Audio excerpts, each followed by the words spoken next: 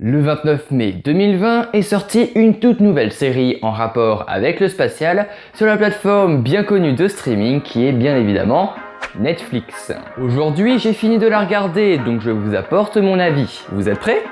C'est parti!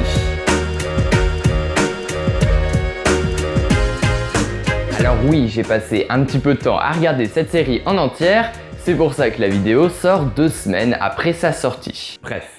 Le nouveau programme de 10 épisodes d'une demi-heure chacun, qui s'est ajouté au catalogue Netflix, se nomme Space Force. Il a été créé par Greg Daniels et Steve Carell. Alors juste pour vous dire que dans cette vidéo, je ne vais faire aucun spoiler, c'est vraiment mon but, donc normalement vous pouvez regarder cette vidéo sans avoir vu la série, et du coup à la fin de cette vidéo, vous pourrez aller voir la série. Ne vous inquiétez pas pour ça. Pour vous faire un résumé rapide, Mark Nerd, personnage principal interprété par Steve Carell, connu pour son rôle dans The Office, est un général 4 étoiles promu à la tête de la nouvelle branche des États-Unis, la Space Force. Cette dernière a comme but d'effectuer des guerres dans l'espace et notamment, voire surtout, avec la Chine. L'objectif de la Space Force?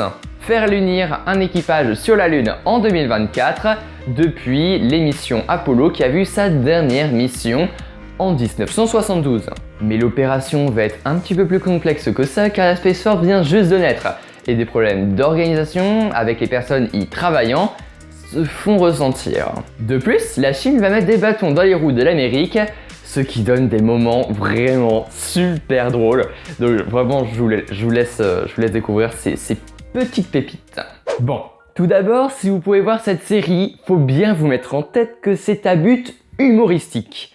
Vraiment, c'est à but humoristique. Tout est à mon goût stéréotypé par rapport à la guerre froide, mais en plus drôle bien évidemment, car bon, les États-Unis et la Chine, c'est pas l'amour fou, mais c'est pas la guerre non plus, comme on peut le voir dans cette série. Pour moi, j'avais vraiment l'impression de vivre la course à l'espace qu'il y avait eu entre 1955 et 1975 entre les États-Unis et l'URSS. À ce jour, et à mon avis, une telle guerre ne pourrait pas se reproduire, enfin pas dans cette décennie, peut-être pour la planète rouge dans quelques années. Néanmoins, la vraie bataille qui se produit en ce moment, c'est les agences spatiales vs les entreprises privées. Et oui, de très nombreux milliardaires se lancent dans ce nouveau business comme Elon Musk, Jeff Bezos ou encore Richard Branson, et la NASA ne peut plus, à ce jour, se passer de ces entreprises privées. Par exemple, SpaceX a été sélectionné en 2014 avec Boeing pour transporter les astronautes de la NASA vers l'ISS. La firme d'Elon Musk a réussi le pari le 30 mai dernier, mais je pense que j'en ai assez parlé sur la chaîne,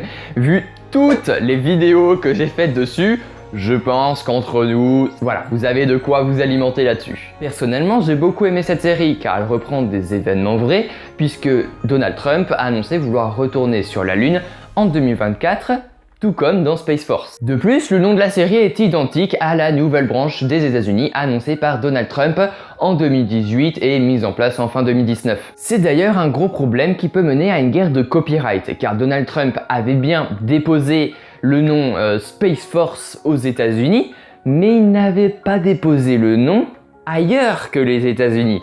Donc Netflix a pris l'opportunité et a verrouillé le nom Space Force dans une 30aine de pays. Mais bon, normalement, comme le dit Allociné, ce sont 2 entités différentes qui peuvent normalement pas coexister ensemble, donc il n'y a pas vraiment de problème. Une chose est sûre, c'est que cette série se moque ouvertement de la 6e branche des forces américaines, précise Allociné.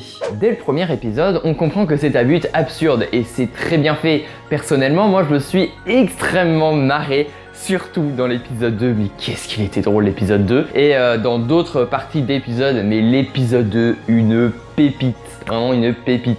Et c'est ça que j'ai aimé, c'est que ce n'est pas de l'humour lourd, on veut toujours en rajouter, en rajouter et en rajouter.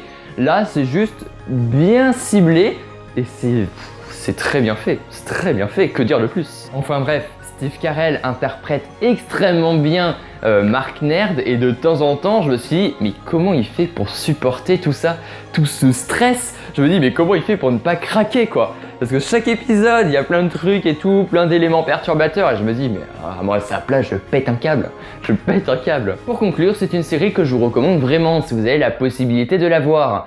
J'ai essayé de ne rien vous spoiler, ça pas été facile, mais je pense que le pari est réussi. Si je dois donner une note à cette série, je lui mets vraiment, sans blaguer, un bon 9,5 sur 10.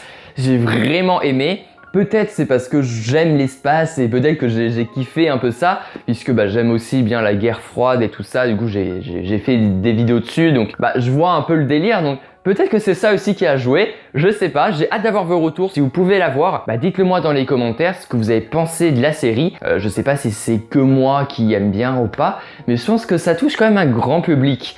Essayez de la voir si vous pouvez. Et sur ce, eh bien je pense qu'on arrive au terme de cette vidéo. Si elle vous a plu, tu peux évidemment t'abonner, mettre un pouce bleu et mettre un commentaire. En tout cas, c'était la ref. On se retrouve à la prochaine.